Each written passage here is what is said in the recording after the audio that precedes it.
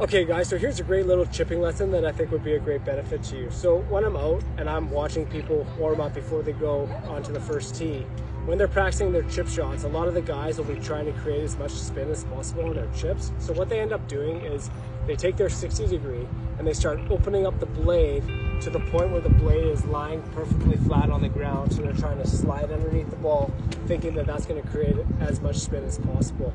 And I'm here to tell you that that is not the truth, and that in some situations, that's not going to work out. So one of the things that you got to know is that when you're trying to create spin around the greens, you got to understand that the ball and the club face, when they make impact, they create friction, okay? Friction is when the grooves grab onto the ball and then the ball takes off and starts generating a ton of spin. This is the primary factor for creating spin on the ball, okay? So you would think that opening it up would create all that spin, but that's not the case. You can use a normal loft 60 degree wedge, put the ball in the back of your stance off your right heel, put some forward shaft lean on it, and use the hinge and hold method as you come through.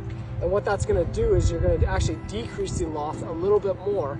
And when the ball makes impact with the face, it's gonna grab really hard and then it's gonna take off and it's gonna have that nice check spin to it. And you're gonna be able to control the ball really well. Looks something like this. Back of my stance, forward press, hinge and hold.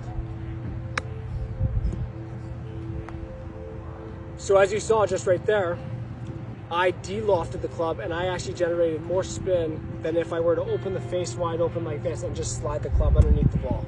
And that is because the primary factor to creating spin is through friction between the ball and the club face.